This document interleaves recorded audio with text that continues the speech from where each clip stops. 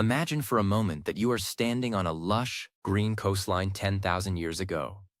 To your left, there are sprawling meadows filled with wildlife, and to your right, a bustling settlement where people are trading tools, building permanent homes, and developing the very first foundations of what we call civilization. If you fast forward just a few thousand years, that entire world is gone, not just moved or abandoned, but completely erased from the map, swallowed by an encroaching ocean that rose so steadily it turned a massive landmass into a memory. For centuries, historians treated stories of these lost lands as myths, legends whispered by sailors, or tales written by philosophers like Plato. But thanks to cutting-edge sonar technology and underwater drones, the myth has just become a reality.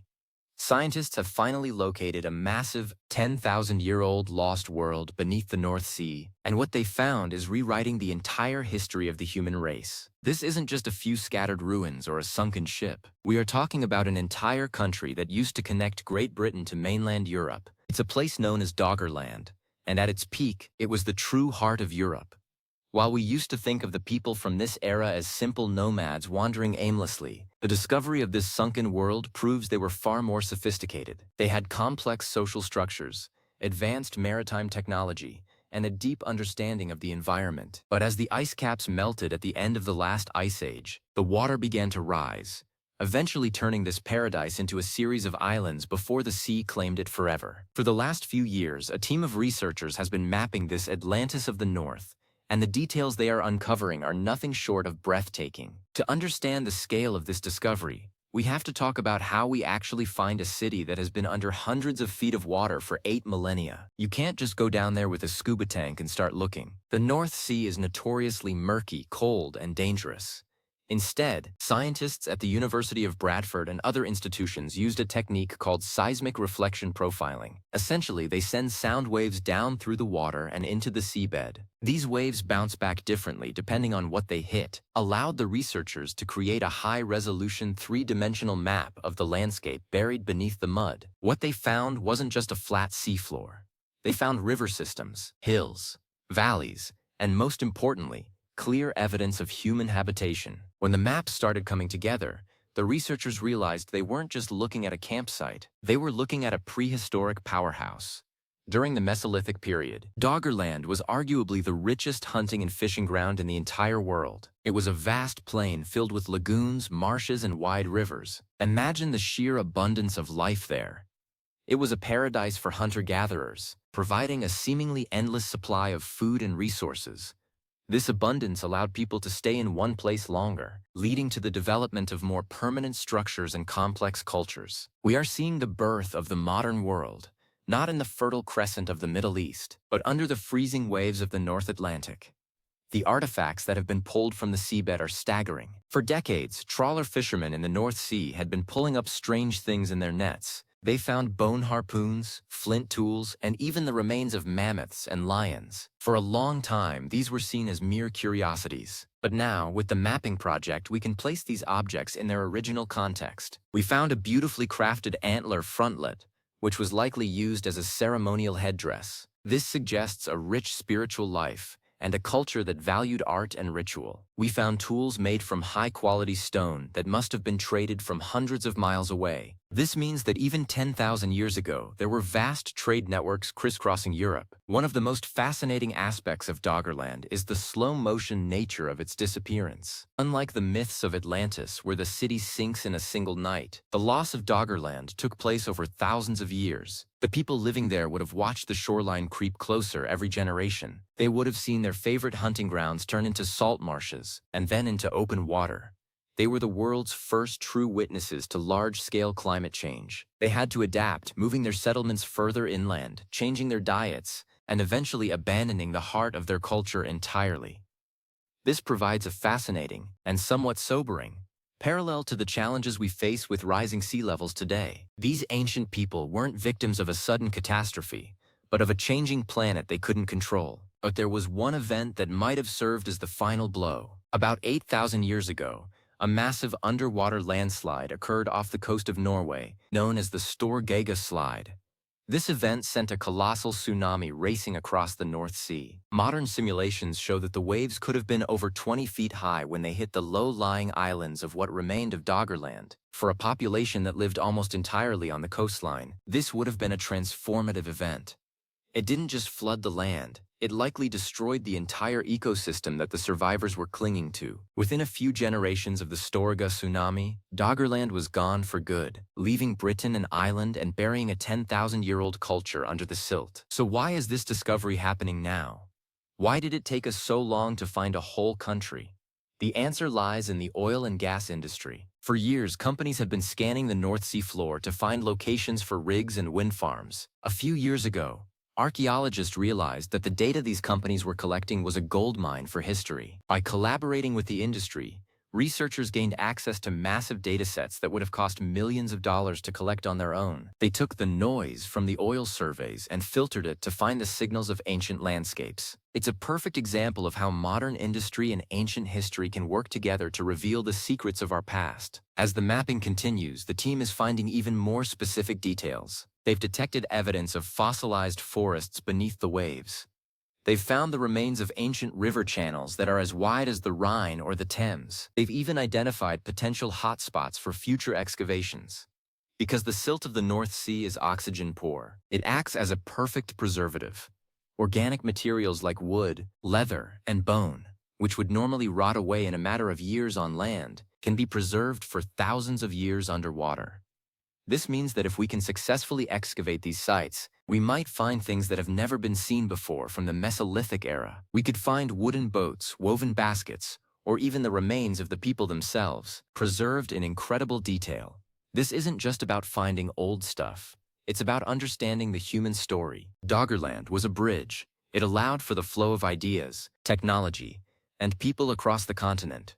When it disappeared, the populations of Europe were suddenly isolated from each other. Britain became a separate entity, developing its own unique culture and history. The loss of this land changed the genetic and cultural makeup of an entire continent. By mapping Doggerland, we are essentially reclaiming a lost chapter of our own biography. We are seeing how our ancestors lived, how they loved, and how they fought to survive in a world that was literally disappearing beneath their feet. The scale of this lost world is hard to wrap your head around. It covered an area of nearly 100,000 square miles. That's larger than many modern countries.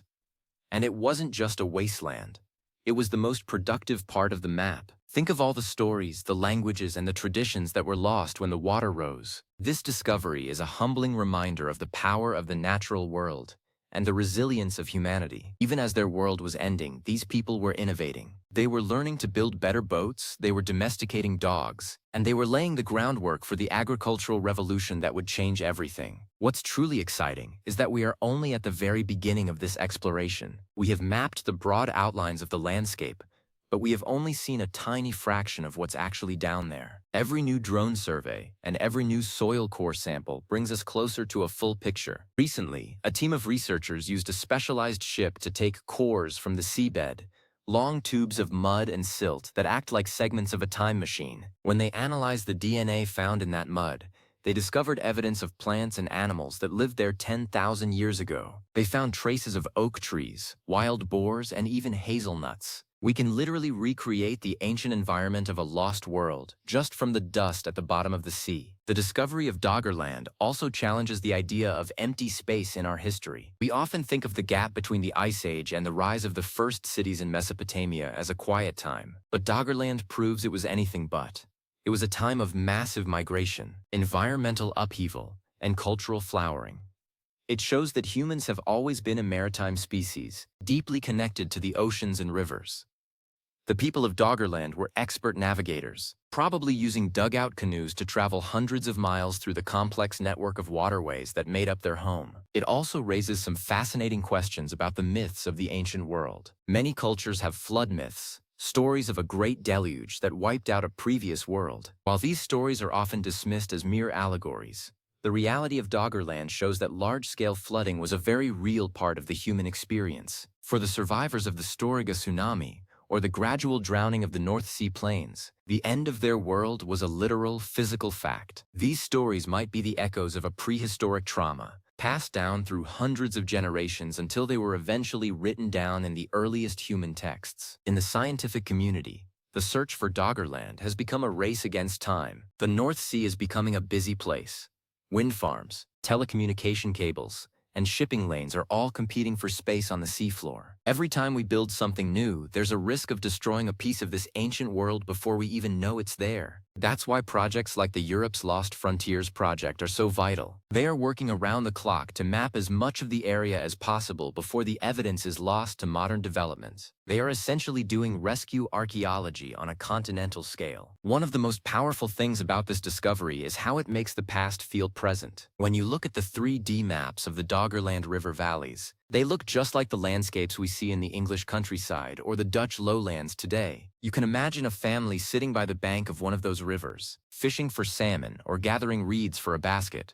They weren't primitive or ancient to themselves. They were just people living their lives in a beautiful, albeit changing, world. It closes the gap of 10,000 years and reminds us that we are part of a long, continuous line of human experience.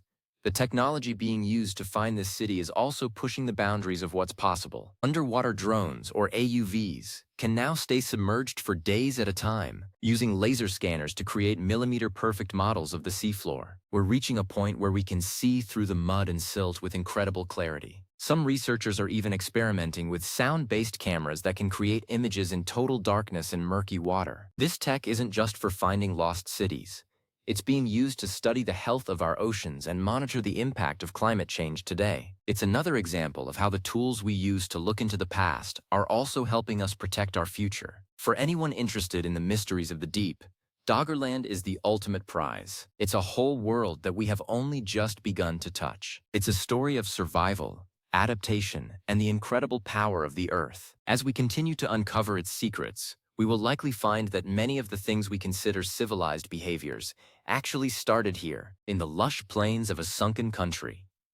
We are finding the roots of our society in a place that hasn't seen the sun in 8,000 years. And it's not just the North Sea. All around the world, there are similar lost landscapes.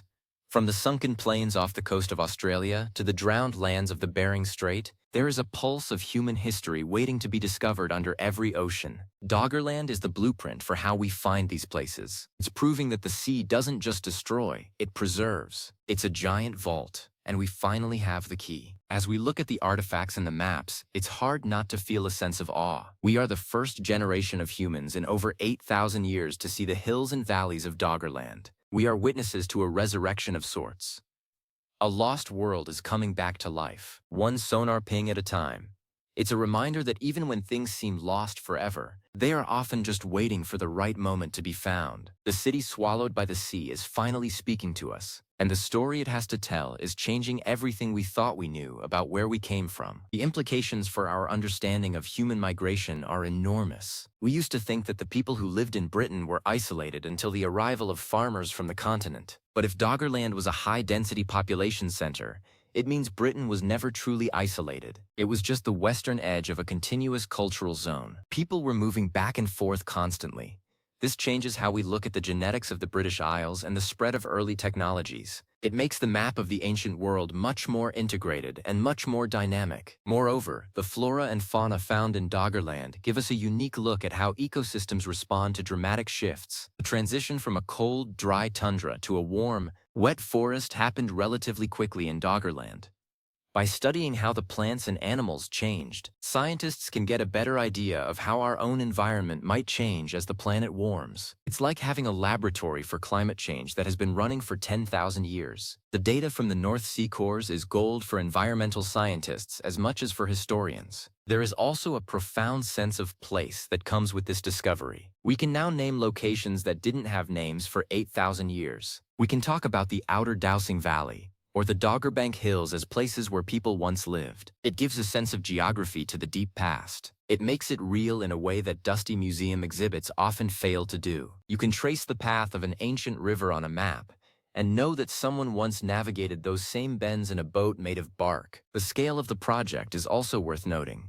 It's not just one university or one country. It's a massive international collaboration involving scientists from the UK, the Netherlands, Belgium, Germany, and beyond. This is because Doggerland doesn't belong to any one modern nation. It's a shared heritage, a common foundation for all of Europe. This spirit of cooperation is one of the most heartwarming parts of the story. Researchers are sharing data across borders to solve a puzzle that is literally under the sea that connects them. What's next for the North Sea Atlantis? The next step is targeted excavation. Now that we have the maps, we can pick the most promising spots, places where the silt is thickest and the preservation is likely the best, and send down specialized equipment to bring up artifacts. This is incredibly difficult work given the depth and the environment, but the potential rewards are worth it. Finding a single well-preserved Mesolithic house or a ritual site could provide more information than 100 years of surface archaeology. It's also likely that we will find evidence of the transition to agriculture here. Did the people of Doggerland start farming before their land was lost? Did they bring those ideas with them when they were forced to migrate to higher ground? These are some of the biggest questions in human history, and the answers might be sitting at the bottom of the North Sea. The loss of Doggerland might have been the catalyst that pushed people toward more intensive forms of food production, eventually leading to the rise of the first permanent cities. The story of the lost city and the lost country of Doggerland is a testament to the endless curiosity of the human spirit. We are a species that cannot stand a mystery. Even when a whole world is buried under the sea and forgotten for 80 centuries, we will find a way to look for it. We will build robots, we will repurpose industrial data, and we will spend years staring at sound waves just to catch a glimpse of our ancestors. And what a glimpse it is! A world of lagoons and forests, of hunters and artisans, of ritual and trade. A world that was lost to the rising tides but has now been found by the rising tide of human knowledge. It's a reminder that we are always standing on the shoulders of giants, even if those giants lived 10,000 years ago on a piece of land that is now a fishing bank. The discovery of Doggerland isn't just a win for archaeology, it's a win for our collective identity. It's our history reclaimed from the deep. Think about the life of a typical person in Doggerland. They would have known every curve of their river, every thicket where the deer hid, and every lagoon where the fish were plentiful. Their world was rich, complex, and beautiful. And though their world was eventually taken by the sea, they weren't powerless. They adapted, they moved, they survived, and in doing so, they ensured that their story, our story, would continue. Today, as we uncover their world, we are finally giving them the recognition they deserve. They are no longer just prehistoric people. They are the citizens of Doggerland, the inhabitants of a lost world that is finally being brought into the light. As we move forward, every new piece of evidence will help us refine the map. We might find that there were even larger settlements than we imagined. We might find evidence of the very first managed landscapes, places where people were clearing forests to encourage certain types of growth. We might find that the gap between the hunter-gatherers of the Mesolithic and the farmers of the Neolithic was much smaller than we thought. The North Sea is a deep, dark, and mysterious place, but it is slowly giving up its secrets.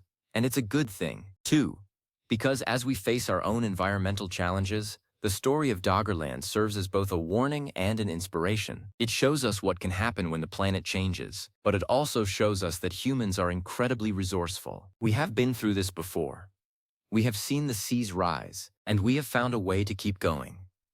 The lost world of Doggerland isn't just a ghost of the past, it's a guide for the future. For the listeners and viewers out there, this discovery should be a source of constant wonder. It's proof that there are still incredible things to be found right here on Earth. We don't have to go to another planet to find a new world. We just have to look a little closer at our own. The bottom of the ocean is the final frontier on Earth, and it is full of cities, forests, and history just waiting for us. Doggerland is just the beginning. Who knows what else is lurking in the dark, waiting for the right technology and the right person to find it? The story of the 10,000-year-old city that was swallowed by the sea is a grand epic. It spans thousands of years, involves massive geological forces, and features the heroic struggle of our ancestors to survive in a changing world. And now, thanks to the miracle of modern science, we finally get to see the set where that drama took place. It's a world of blue and green, of water and wood, of spirit and survival. It's Doggerland, and it's finally home. Think about the lost languages of Doggerland. For thousands of years, people spoke, sang, and told stories in languages that have completely vanished. There are no written records, no echoes in modern speech that we can definitively trace back. But as we find their tools and their art, We start to understand the language of their lives. We see their ingenuity in the way they shaped flint. We see their sense of beauty in the way they decorated their tools. We are learning to read their story through the things they left behind, even if those things have been sitting in salt water for eons. This discovery also impacts how we design our future. As we plan for rising sea levels today, we can look at the retreat of the Doggerland people. We can see how the loss of coastal resources forced them to innovate. We can see the social stresses that come with losing land. It provides a real-world historical dataset for how human societies respond to one of the most significant environmental pressures a species can face. It's a sobering look at what might be ahead, but it's also a testament to our capacity for change. The researchers at places like the University of Bradford are now using predictive modeling to find even more sites. By looking at the topography of the ancient land, they can guess where the best campsites would have been, usually on higher ground near fresh water. This allows them to focus their expensive sonar and drone surveys on the most likely areas. It's essentially a high-stakes game of hot or cold, played on a continental scale. And every time they get a hit, it's a victory for science. What's truly amazing is how alive the seabed of the North Sea actually is. We think of it as a dead zone, but it's a complex layer cake of history. Below the modern sand and mud are layers of peat from ancient marshes, layers of clay from ancient riverbanks, and layers of forest floor from a time when the climate was much different than today. Each layer is a snapshot of a moment in time. By taking core samples, scientists are essentially reading the Earth like a book, turning back the pages until they reach the chapter where humans first walked across the plains. The discovery of Doggerland is also a reminder that our current map of the world is temporary. The shorelines we know today have only existed for a few thousand years. They will change again. The Earth is a dynamic, shifting place, and our history is tied to those shifts. Doggerland was the heart of Europe for longer than most of our modern recorded history. Its loss was a major event in the biography of our planet. Finding it again is a way of honoring that history and acknowledging that the world we live in is just one version of what has been and what could be. So, as we keep our eyes on the recent scientific discoveries, let's remember that the most incredible ones are often the ones that connect us to our own past. The Lost World beneath the North Sea is a spectacular example of that. It's a story that combines high-tech drones with ancient flint tools, oil industry data with prehistoric myths, and international cooperation with a deep, personal connection to our ancestors. It's the ultimate detective story, and the mystery is finally being solved. The world of 10,000 years ago is not as far away as it seems. It's right there, under the waves, waiting for us. And as we continue to map its rivers, excavate its forests, and find its lost cities, we are doing more than just doing archaeology. We are reclaiming our heritage. We are finding our way back to Doggerland, the lost heart of our world. And in doing so, we are finding a clearer path forward into our own uncertain future. The sea may have swallowed the city, but it couldn't swallow the human drive to find it again. And finally, after 8,000 years in the dark, Doggerland is back on the map. In the end, what makes Doggerland so compelling is the sense of lost possibility. What if the land had never sunk? What kind of civilizations would have developed in that rich, central plain? Would the history of Europe look completely different? While we can never know for sure, studying Doggerland allows us to explore those what-ifs. It allows us to see the paths not taken and the worlds that might have been. It's a window into an alternate history of our own species. So, here's to the researchers, the fishermen, and the curious minds who refuse to believe that the stories of a lost land were just myths. Their work is a triumph of persistence and a celebration of human history. The 10,000-year-old lost city is no longer lost. It's been found, it's being mapped, and it's telling us a story that we will be studying for generations to come. The North Sea has finally given up its greatest secret, and the world will never look the same again. Our ancestors are waiting for us at the bottom of the sea, and we are finally arriving. Stay curious, because as the discovery of Doggerland proves, the most amazing things are often just beneath the surface.